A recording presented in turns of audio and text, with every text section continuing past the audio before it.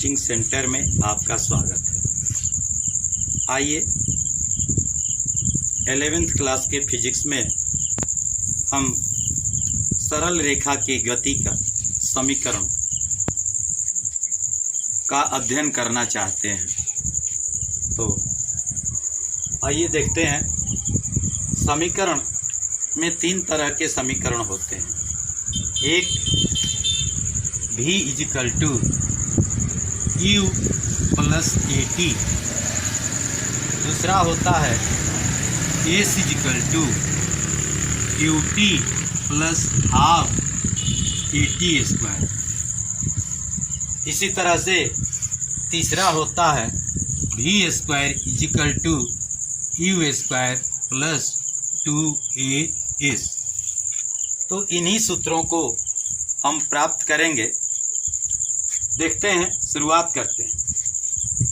आइए समाकलन विधि द्वारा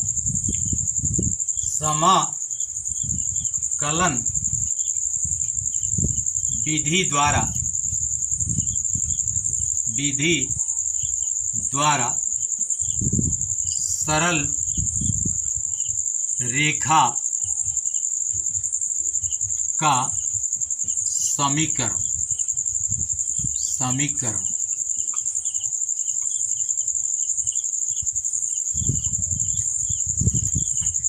हम अभी उस पंक्ति को लिखेंगे जो तीनों समीकरणों के लिए उपयुक्त होगा। तो आते हैं, शुरुआत करते हैं। माना कि एक समान त्वरण A से कोई पिंड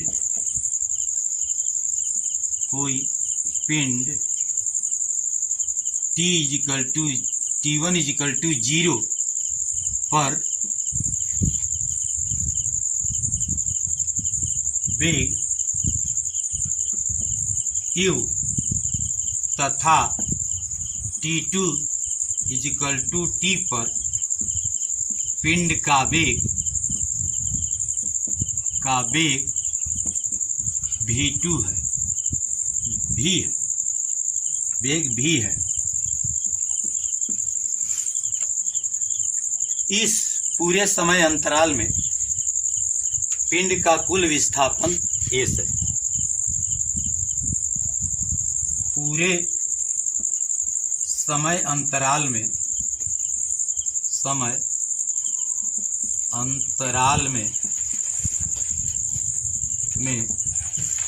पिंड का विस्थापन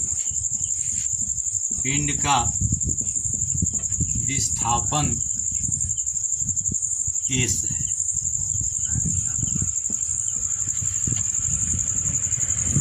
अब त्वरण के परिभाषा से वेग में परिवर्तन के दर को त्वरण कहते हैं।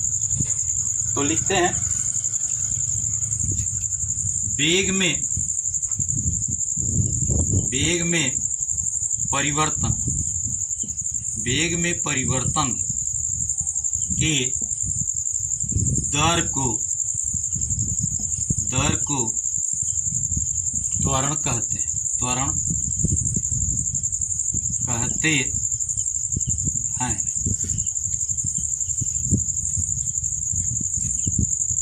तो इसके अनुसार हम लिख सकते हैं कि do ΔV/ΔT। यह ΔV और ΔT दोनों अल्प परिवर्तन के लिए प्रयोग होते हैं। तो इस ΔV और ΔT के जगह पर हम चाहें तो इसे इस प्रकार से भी लिख सकते हैं, A = dV/dt।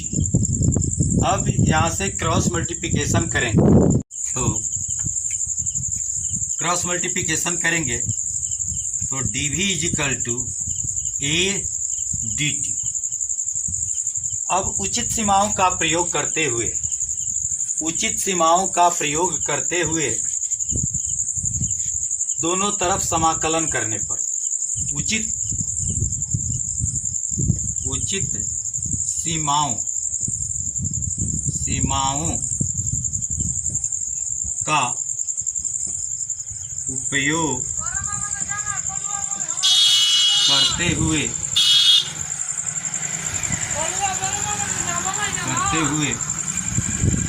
उचित सीमाओं का उपयोग करते हुए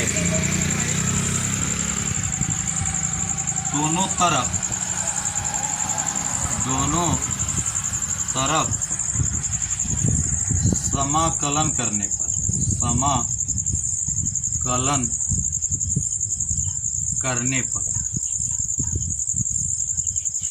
पर integration of dv is equal to integration of a dt, दोनों का उचित सीमा भी में परिवर्तन कहाँ से कहाँ तक हो रहा है। देखिए वेग में परिवर्तन लिखा गया है t1 इज इक्वल टू 0 पर वेग है u तथा t2 is equal to t पर वेग है v। तो इसमें परिवर्तन हो रहा है u से v। उसी प्रकार से समय में परिवर्तन हो रहा है 0 से t। तो यहाँ लिखेंगे लोअर लिमिट 0 और अपर लिमिट t। आप एक चीज जानते हैं कि integration of dx is equal to होता है x। Integration of dx is equal to होता है x। तो उसके हिसाब से integration of dv is equal to होना चाहिए v, और उसी तरह से इंटीग्रेशन ऑफ dt का मान होना चाहिए t। तो उन्हीं चीज़ों का प्रयोग करते हुए हम आगे बढ़ रहे हैं। तो देखें dv का integration v, upper limit v और lower limit u। Upper limit ऊपर जो लिखा हुआ है अपर लिमिट कहलाता है, और नीचे जो लिखते हैं उसको लोअर लिमिट करते हैं। तो नीचे है u।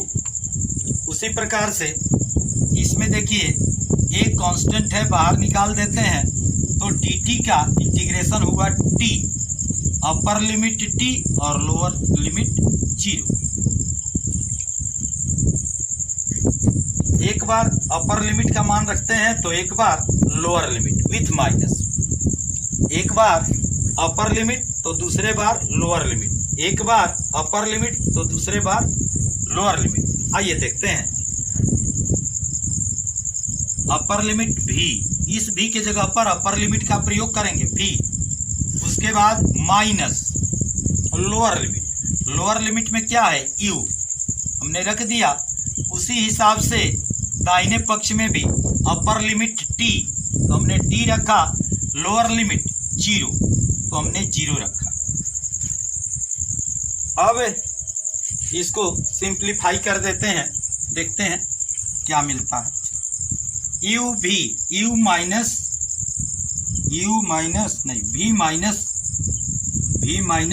u is equal to a t।